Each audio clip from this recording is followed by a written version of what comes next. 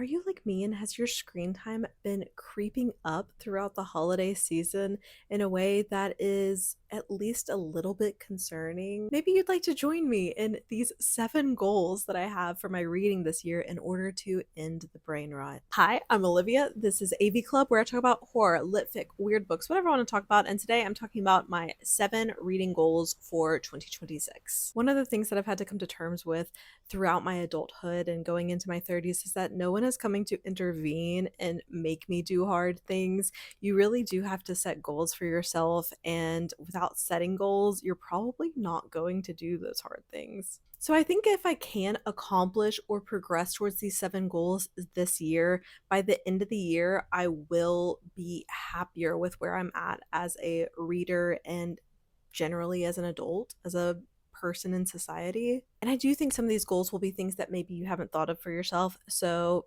feel free to steal them. First, I want to read a book not in English this year. And for me, that would mean it being in French. In my 26 and 26 video, I mentioned Le Planetarium. This is like a 250-page book with like very tiny text. I'm not sure if it is the best pick for me. I do think that we need to set goals, but achievable goals. I haven't formally studied French since high school, but I have kept up with reading in French to some degree. A year or two ago, I was reading like fourth, fifth grade level novels. So, really, ideally, I think I would like to get to a middle grade French novel. If anyone has recommendations for that, it is harder than you think whenever there is just so much vocabulary that you didn't cover in school. But yeah, I definitely don't want to lose my competency in French language.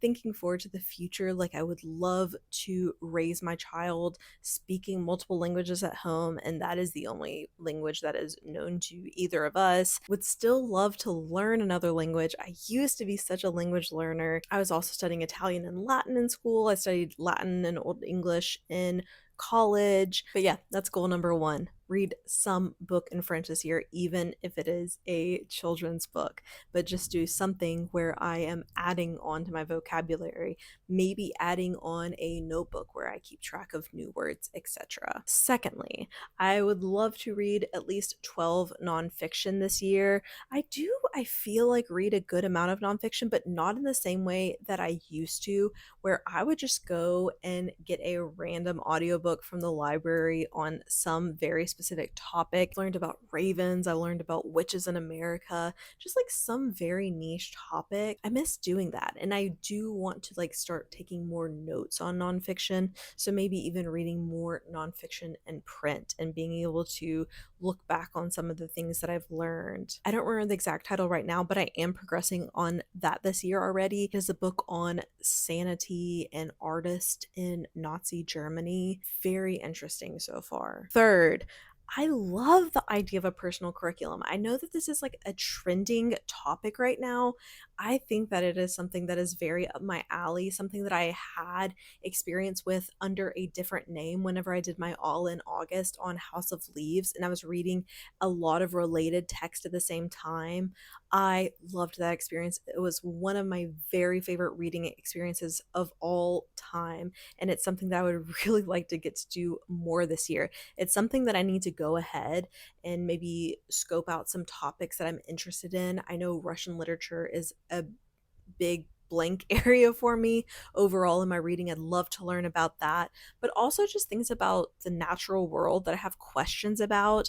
There is a dormant volcano near me, and on this mountain there are hot pink slugs, and this place that is close to me is the only place in the entire world that has these slugs, and it's because they evolved alongside this volcano that is now extinct. So I want to go hike it. But before I go hike this mountain, I need to learn about the slugs and I need to learn about volcanology. Obviously, I think there's a lot of places where this can be applied in your life, but I would like to go back to reading more esoteric scientific articles, journal articles, etc., blog posts that are related, and accumulating those resources and writing down all of that information together, drawing connections.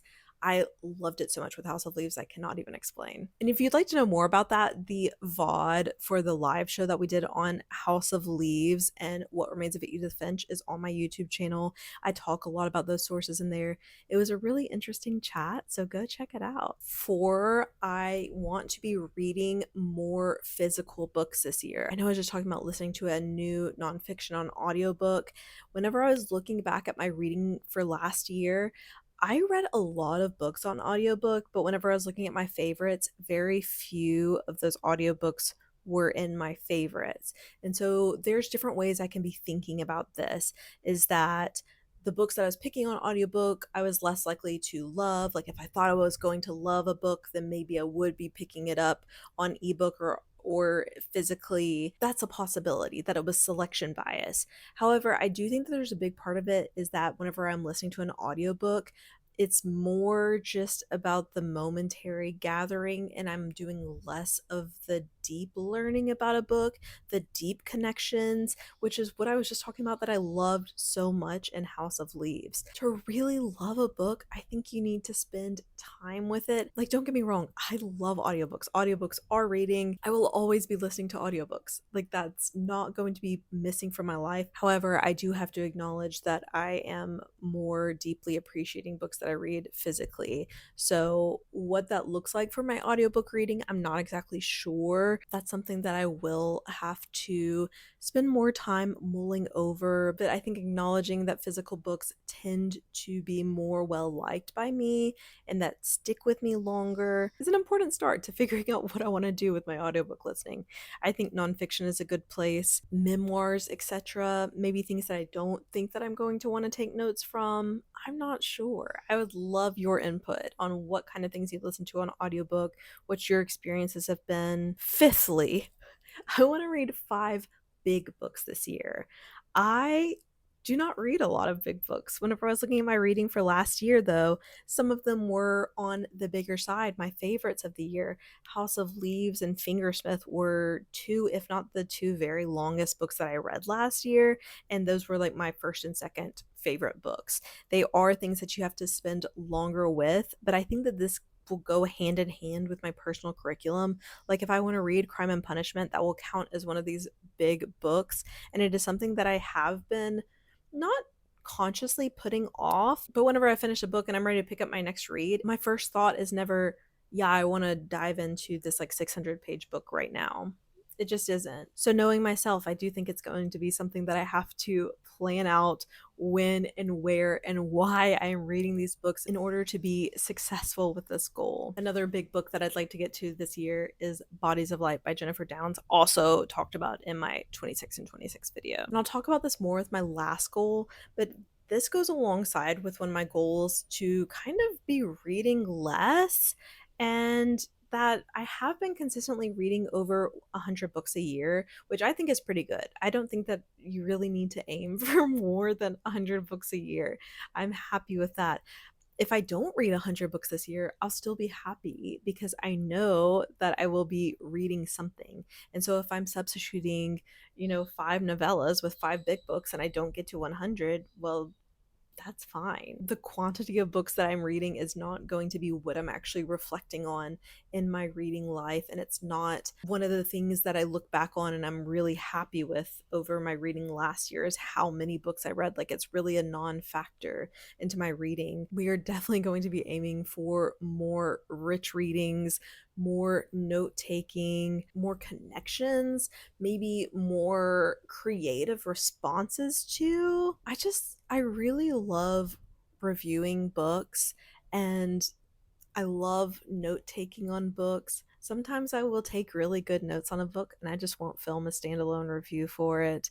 And that's really pleasurable for me as well. I really love making videos now and I love talking with everyone here. And everything that I ever post on this channel will be like my true and honest opinions. But I'm also of the opinion that I don't have to share everything that I'm thinking, that it should be fun whenever I share stuff and that it should be interesting, concise, etc. And I think planning my reading about what I'm going to be doing for the channel is like antithetical to this whole thing.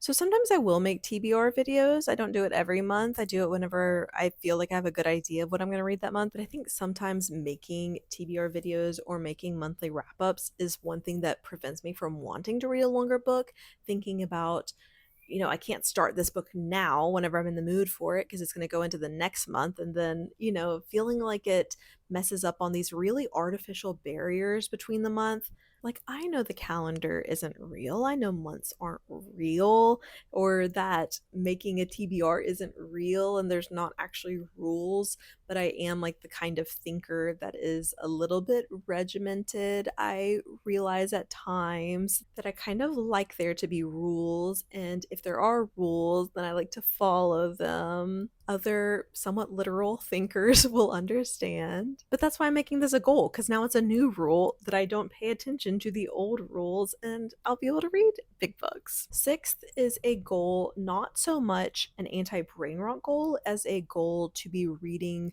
alongside my values, and that is going to be reading more Australian books, more Australian new releases. I want to be highlighting whenever authors are Australian.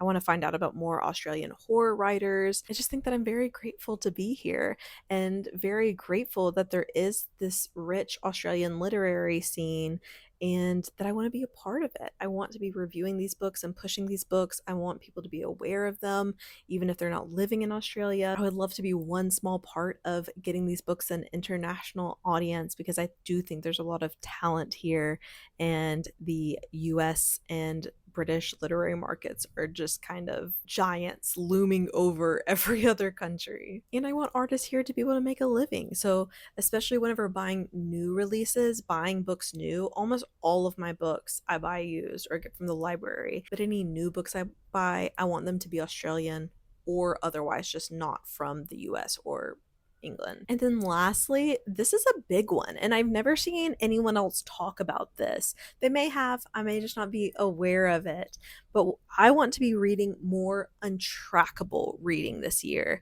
Thinking about tracking is like one of the biggest brain rot towards any kind of media consumption for me. Thinking of movies, music, books, video games, any of that as content, I think is evil.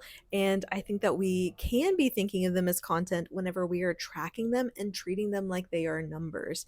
That there is so much emphasis put on how many books you read a year or how many books you read a month, and tracking things on Letterboxd, doing Spotify Wrapped, like thinking about numbers so much whenever you are interacting with art, I think is kind of low-key evil. And it's not your fault. Like, it is definitely big tech companies that want you to be thinking about these things this way. They do not want you interacting with them in deeper ways. They want it to be very shareable. Holy smokes, it's like very windy outside. Okay, it's very stormy and I don't think it's gonna stop, so hopefully the audio doesn't get messed up with how much wind is going on in here.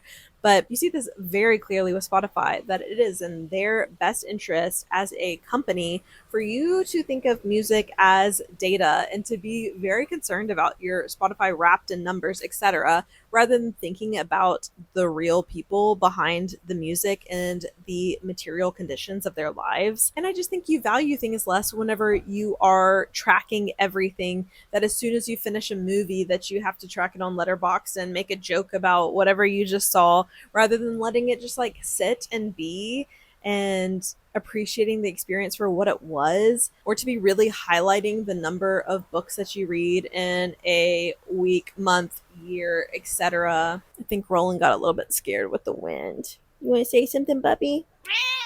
I recently wrote a little essay on this like very idea of tracking, just for myself, but I'm still thinking of maybe turning it into a video, sharing my thoughts, seeing what everyone thinks. But what I mean in terms of increasing my untrackable reading is reading things that you can't log on Goodreads or Storygraph, whatever. Things like zines, things like magazines, things like reading a blog post and taking notes on it, things like visual novels, just good writing that isn't trackable, really for the idea that it's not trackable. Also, I love zines. I don't think I've really talked about zines too much on my channel.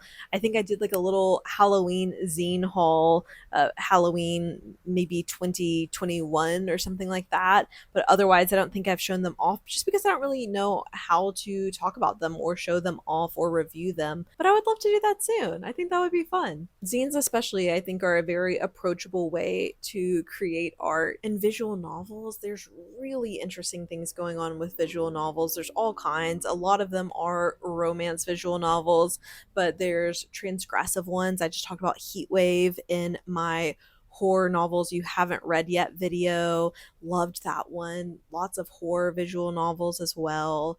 I just want to spend more time with words that people may never know about, and just really loving the reading experience separate from Goodreads or this channel. And I think if I can do these 7 things, that my brain, my body, and probably even my channel will be in a better place at the end of the year. I've loved this channel so much. I mean, I do have goals for my channel as well. I would love to hit 1,000 subscribers this year. That would be crazy and just awesome.